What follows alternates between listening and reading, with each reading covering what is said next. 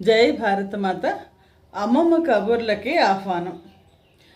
మేము మా చిన్నప్పుడు పద్యాలు వల్లెవేయడం ఉండేది. వల్లెవేయడం అంటే వాటిని ఒకసారికి ఒకటికి 10 సార్లు చదువుకుని తర్వాత అప్పచెప్పుతుండేవాళ్ళు. అలాగా స్కూల్లో మాస్టారు చెప్పిన పద్యాన్నంతా మర్నాడు పొద్దున అప్పచెప్పేసేయాలి. ఈ రోజుల్లో రెసిటేషన్ అంటారు. అలాగా ఆ పద్యాలను అప్పచెప్పడం అనేది ఉండేది.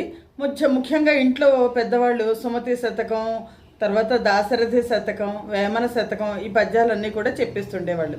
అందులో చాలా పాపులర్ అయిన పద్యాలు ఇప్పటికీ కూడా అందరికీ మొత్తం మా తరం మొత్తం అందరికీ కూడా వచ్చుంటాయి ఆ పద్యాలు. అందులో ఒకటి, కనకపు సింహాసనమున సునకము కూర్చుండబెట్టి శుభలగ్నమునన్ దొనరగ పట్టము కట్టిన వెనకటి గుణమేలమాను వినరా సుమతి.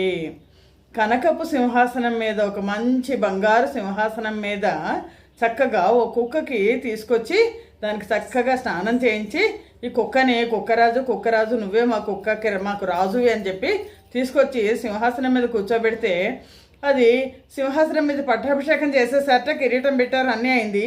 సింహాసనం నుంచి ఒక దూకి అక్కడ ఎవరో చెప్పులు పడేసుకుంటే ఆ చెప్పులను కొరుకుతోందట. కనకపు సింహాసనమున సునకము కూర్చుండబెట్టి శుభలగ్నమునందు దొనరగ పట్టము కట్టిన వెనకటి గుణం ఏంటి? దానికి చెప్పులన్నీ పిక్కు తినడం అనేది వెనకటి గుణం. ఇదివరకు రోజుల్లో చెప్పులు, ఇప్పుడు రబ్బర్ చెప్పులు, ఇదివరకు రోజుల్లో తోలు చెప్పులు ఉండేవి. అందుకని కుక్కలు ఏం చేసేవంటే తోలు చెప్పుల్ని కొరికి నవిలి తింటూ ఉండేవి అని. అలాగా అంటే ఈ పద్యానికి అర్థం ఏంటి అంటే, ఒక వ్యక్తికి కనుక ఏదన్నా ఒక మనిషికి కనుక ఏదన్నా ఒక లక్షణం ఉంటే ఆ లక్షణం ఎన్ని చేసినా కానీ పోదు.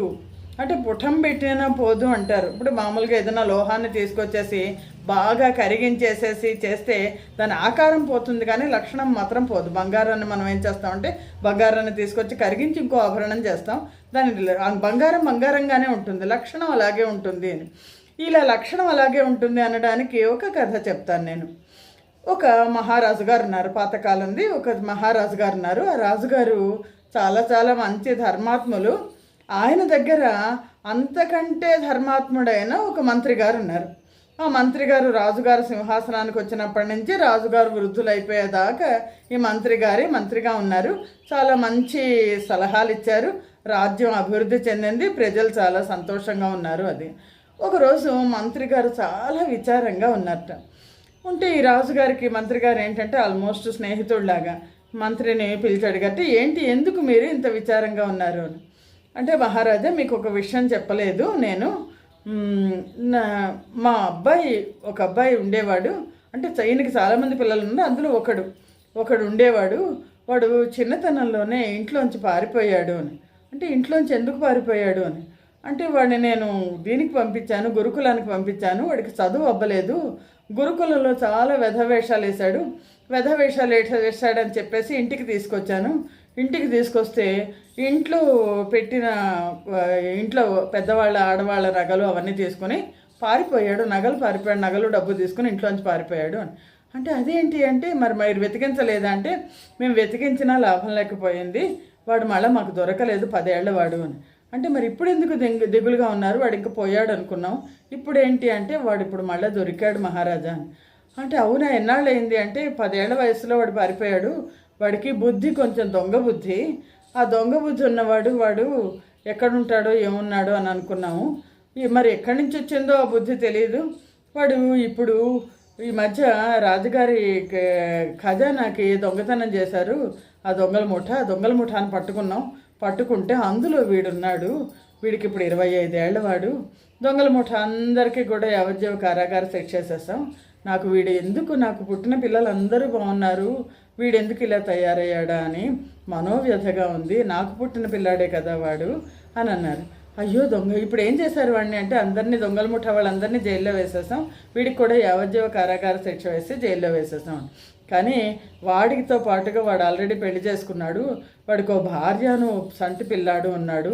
అది తలుచుకుంటే బాధ వస్తుంది. ఆ భార్య ఏమో ఏం చేయాలో తెలియదు మాకు అని అంటే, అయ్యో మీరు అలా చేయకండి, వాడిని విడిపించండి, మీ ఇంట్లో పెట్టుకోండి అంటే, మహారాజా మా ఇంట్లో నేను పెట్టుకోలేను అని అంటే, వాడికి మన రాజస్థానంలో ఏదైనా ఉద్యోగం ఇద్దాం అంటే, మహారాజా మీకు చెప్పాను కదా వాడు దొంగ, వాడు ఎక్కడ ఏ ఉద్యోగం ఇచ్చినా సరే దొంగ పనులే చేస్తాడు, వాడి మీద నాకు నమ్మకం లేదు మహారాజా మీరు అలా అనకండి, నేను వాడిని ఒక మంచి ఉద్యోగంలో పెడతాను, వాడికి దొంగతనం ఎందుకు వస్తుంది, వాడికి బాగా డబ్బు తీసుకుందాం, ఎవరి దగ్గర డబ్బు కొట్టేద్దామని కదా, వీడిని ఖజానాలో డబ్బు లెక్క పెట్టడానికి పెడదాము, ఆ డబ్బులు లెక్కబెట్టి ఖజానాలో లెక్కలు పెట్టేవాళ్ళు దాన్ని డబ్బు కింద చూడరు, ఒక పని కింద చూస్తారు, వాడికి నెమ్మదిగా ఆ లక్షణం పోతుంది అని వెంటనే రాజుగారు వాడిని విడిపించారు. వాడి పేరు సుబ్బడు. సుబ్బడిని విడిపించి వాడిని ఏంటంటే ఖజానాలో డబ్బులు రోజు లెక్క పెడతారు, వచ్చినవన్నీ కూడా లెక్క పెట్టేది చాలా స్ట్రిక్ట్గా. ఎంత స్ట్రిక్ట్గా చేస్తారంటే ఒక సైనికాధికారి ఉంటాడు, ఆ సైనికాధికారి వీళ్ళందరినీ ముళ్ళంతా మొత్తం అంతా ఏమీ లేకుండా చూసి, వీళ్ళ దగ్గర ఏమీ లేకుండా చూసి పంపిస్తారు. ఇప్పుడు మనం దేవాలయాల్లో కుండీ లెక్క పెట్టడానికి వెళ్తే మన దగ్గర ఏమీ ఉండకుండా వాళ్ళు టెస్టులు చేసి లోపలికి పంపిస్తారు, లెక్క పెట్టేశాక వచ్చేటప్పుడు మొత్తం అంతా మళ్ళీ టెస్ట్ చేస్తారు. అని వీడిని అక్కడికి ఇలా లోపలికి ఊరికే ఒక చిన్న చెడ్డీని బనీని మాత్రమే వేసుకొని లోపలికి వెళ్ళడం, అక్కడ రోజు పొద్దున్న నుంచి సాయంత్రం దాకా తిండి పెడతారు, లెక్క పెట్టేసి బయటికి వచ్చేయడం. అలా కొన్నాళ్ళు గడిచింది. మంత్రి గారు అనుకున్నారు మా సుబ్బడు బాగా కొంచెం బాగుపడ్డాడు అని అనుకున్నాడు. ఉన్నట్టుండి వాడు వాంతులు చేసుకోవడం మొదలెట్టాడు. ఏంటైందా అని రాజా వైద్యుడి దగ్గరికి తీసుకెళ్లారు. ఎందుకంటే మంత్రి గారు కదా, తీసుకెళ్తే రాజా వైద్యుడు వాడికి వాంతులు అవ్వడానికి మందు ఇచ్చి మొత్తం అంతా వాంతులు అయ్యేట్టు చేశాడు. ఎందుకంటే వీడు ఆ ఖజానాలో ఉన్న బంగారు నాణ్యాలన్నీ కూడా నెమ్మదిగా మింగేయడం మొదలెట్టాడు. వాడు పొట్టలో బంగారు నాణ్యాలన్నీ ఉన్నాయి. దాంతో రాజవైద్యులు చెప్పి వీడు ఇదిగో పొట్టలో అంతా బంగారు నాణ్యాలు ఉన్నాయి, వీడు దొంగ పనులు చేశాడు. అయ్యో వీడు ఏం చేద్దాం అంటే రాజుగారు అన్నారు, వీడు డబ్బు అంటే టెంప్ట్ అవుతున్నాడు కదా, అందుకని రైతులకి సంవత్సరానికి ఒకసారి కొలుస్తారు, ధాన్యం కొలుస్తారు. ఈ రాజు గారి ధాన్యాగారంలోంచి రైతులకు కొలిచే విత్తనాల సమయం వచ్చినప్పుడు అందరికీ విత్తనాలు ఇస్తారు, మళ్ళీ వాళ్ళు తీసుకొచ్చేసి అది వెనక్కి ఇచ్చేస్తారు. ఆ కొలిచే ఉద్యోగం ఇద్దాం, వీడు అక్కడ కొలివడం తప్ప ఇంకేమీ చేయడానికి ఉండదు కదా, ధాన్యం ఏమి తినలేడు కదా, ఈ బంగారం అంటే గమ్ముకుని మింగుదామని ఆశ ఉంటుంది అని అక్కడ నియమించారు. అక్కడ నియమిస్తే కొన్నాళ్ళు అయ్యాక మంత్రి గారు అనుకున్నాడు, నాకు ఇలా కుర్రాడు బాగుపడ్డాడు, వీడు ఎలాంటి దొంగ పనులు చేయటం లేదు అని అన్నాక ఒకరోజు కోడలు వచ్చి ఏంటి అంటే, మామయ్య గారు మీ అబ్బాయి దొంగ బుద్ధి పోలేదు, ఏం చేస్తున్నాడంటే రైతులకు కొలిచిన ప్రతిసారి రైతుని మా ఇంట్లో ఒక గుప్పెడు తీసుకెళ్ళి ఇచ్చేసి అంటున్నారు, ఆ రైతులందరూ వచ్చి గుప్పెడు చొప్పున మా ఇంట్లో పోసెళ్తున్నారు ధాన్యం, ఏం చేయాలో తెలియట్లేదు. అయ్యో ఇక్కడ కూడా వీడు ఇలాంటి వెధవ పనులే చేశాడు, మరి ఏం చేద్దాం అంటే వీడిని ఎక్కడ పెట్టినా సరే దొంగ పనులే చేస్తాడు, చేస్తున్నాడు, ఏం చేద్దామంటే రాజుగారు అన్నారు, కోట గుమ్మం దగ్గర 10 మంది సైనికులు ఉంటారు, ఆ కోట గుమ్మం దగ్గర కాపలాలు వీడిని ఒకరిని సైనికుడిగా పెడదాము, వాడు అక్కడ దొంగ పని చేయడానికి ఏముండదు, పొద్దున్న నుంచి సాయంత్రం దాకా అక్కడ నుంచోవడమే, కోటలోకి వచ్చేవాళ్ళు వెళ్ళేవాళ్ళు వెళ్తుంటారు, వాళ్ళని ఒకసారి చెక్ చేయడమే అంతే అని అంటే అయిపోయింది. కొన్నాళ్ళు అయ్యాక మళ్ళీ కోడలు వచ్చి చెప్పింది, ఏంటో ఇంటి దగ్గర బోల్డ్ రోజు కాసిన డబ్బులు తీసుకొచ్చి ఇంట్లో పడేస్తున్నారు అని అనేసరికి మళ్ళీ ఏం చేస్తున్నాడో వీడని చూస్తే కోట లోపలికి వచ్చే వాళ్ళ దగ్గర ఓ పైసా, వెళ్ళే వాళ్ళ దగ్గర ఓ పైసా వీడు కలెక్ట్ చేసేస్తున్నాడు, నువ్వు లోపలికి రావాలంటే నాకు పైసా ఇస్తేనే అంటే. దాంతో మళ్ళా సమస్య మొదలైంది, వీడి అవినీతి తగ్గట్లేదు, ఏం చేద్దాము. రాజుగారు అన్నారు, వీడిని ఏది ఉండని ఒక చోట పెట్టేసి ఊరికే కూర్చోవడం మాత్రమే వీడి పని అని సముద్రం దగ్గర ఒక కుర్చీ వేసి వీడికి బెంచి వేసి ఒక సేవకుడి నుంచి కూర్చోబెట్టాను. నువ్వు సముద్ర పాలలు లెక్క పెడుతూ ఉండు, అంతకు మించి ఇంకే పని చేయకు అంటే రాజుగారు మంత్రి గారు అన్నారు, మీరు ఊరికే వాడికి జీతం ఇస్తున్నారు, నేను చాలా కృతజ్ఞుడే ఉన్నానంటే, కాదు వాడు మనిషిగా మారాలి ముందర అని అంటే సరే అని చెప్పి సముద్రం దగ్గర కూర్చోబెడితే కొన్నాళ్ళు బాగానే ఉన్నాక వీడు రోజు ఎన్ని అలలు వచ్చాయో లెక్కబెట్టి సాయంత్రం అయ్యేసరికి ఇన్ని అలలు వచ్చాయి అని చెప్పాలి.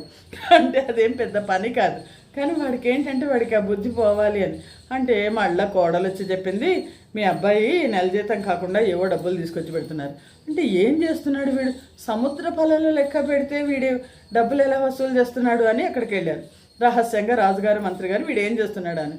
వీడు ఇలా లెక్క పెడుతుంటే ఎవరో వచ్చి, నువ్వేం చేస్తున్నావురా అని అడుగుతాను. నేనేం చేస్తున్నానో చెప్పాలంటే నాకు 5 పైసలు ఇయ్యి అంటాడు. అని అంటే వాడు 5 పైసలు ఇచ్చి ఏం చేస్తున్నావు చెప్పు అంటే, ఈ సముద్ర పొలాలు లెక్క పెడుతున్నాను, ఇన్ని అలలు లెక్క పెట్టాక ఇంతవరకు వచ్చాక సముద్రం తుఫాన్ వస్తుంది, అది రాజుగారు చెప్పమన్నారు అందుకని చెప్తున్నారు అంటే. అలాగా అనుకుని వెళ్తున్నారు అందరూ.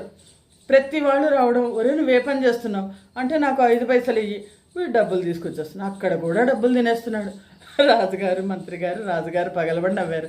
వీడిని ఏం చేద్దాము, వీడి బొర్రోమో దొంగ బుద్ధి, అవినీతి పరుడు, ఏం చేద్దాము అని అంటే మంత్రి గారు అన్నారు, మహారాజా మీరు అవినీతి పరులను శిక్షించే జైలు ఉంటుంది కదా, ఆ జైల్లో వీడిని ప్రతిరోజు ఎవరికి ఏ శిక్ష పడింది, ఏ తప్పు చేస్తే ఏ శిక్ష పడింది ఆ లెక్కలు రాసే పనికి వాడిని కుదర్చండి అని అంటే ఏం చేస్తాడు అక్కడ అని. లేదు, అవినీతి పరులందరూ ఎవరెవరు ఎలాంటి శిక్షలు అనుభవిస్తున్నారో చూస్తే వీడు కనీసం అలా అయినా మారుతాడేమో అని నాకు ఆశగా ఉంది అని అనేసరికి జైల్లో తీసుకెళ్ళి అవినీతి పరులందరికీ కొరడాలు పెట్టి కొడుతుంటారు కదా, వీడు కొట్టే పని ఇవ్వాల.